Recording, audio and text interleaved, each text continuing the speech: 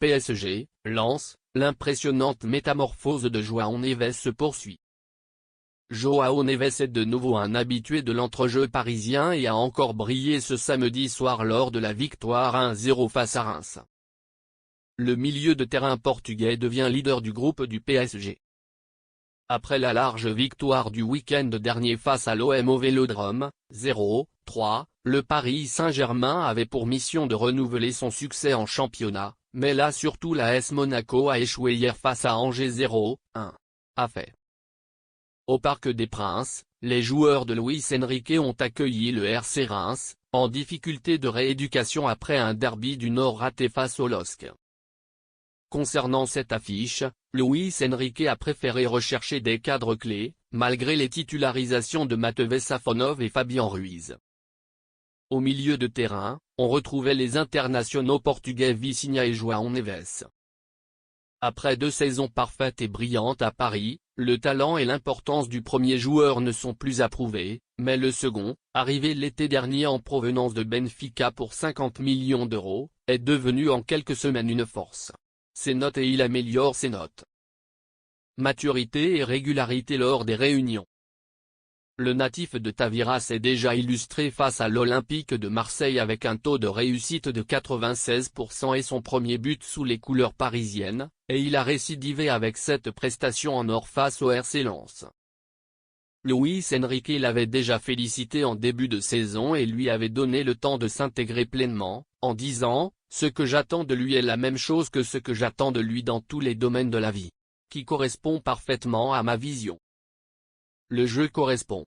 Il a une qualité importante pour nous, ne pas perdre le ballon sous la pression.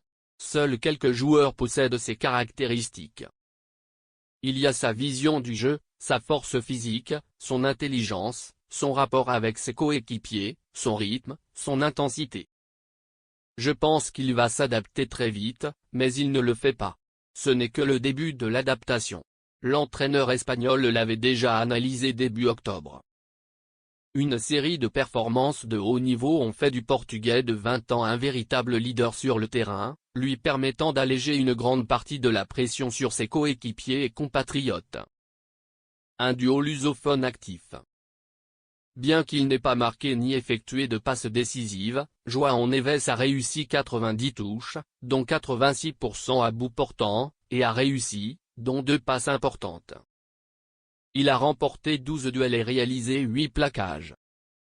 Les performances prolifiques du Portugais restent essentielles tant pour le trio offensif que pour ses coéquipiers du milieu de terrain, car son compatriote portugais est moins isolé que les saisons précédentes. En étant une menace créative, João Neves ouvre toutes les opportunités à son équipe. C'est rassurant pour une équipe qui sait créer des opportunités illimitées malgré un réel manque de réalisme et d'efficacité. Le milieu portugais, auteur d'un but et de 6 passes décisives importantes en Ligue 1, rebat toutes les cartes dans la rotation parisienne. Paris a trouvé un deuxième entraîneur qui représente un danger et porte le ballon vers l'avant. Interrogé après la rencontre, le sélectionneur espagnol Luis Enrique a déclaré que malgré les défauts du geste final, il souhaitait souligner la grande capacité de son équipe à dominer la discussion pendant le match.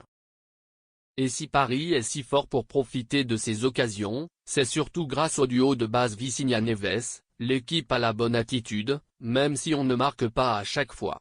Nous avons beaucoup d'occasions. Nous sommes meilleurs que l'an dernier parce que c'est plus difficile de marquer.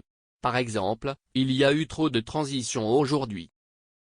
Par exemple, Neves a remporté plus de duels que Fabian Ruiz, Warren Zaïre-Emery, Kanguinheli et Vitinha réunis, ce qui prouve sans aucun doute sa polyvalence et son importance.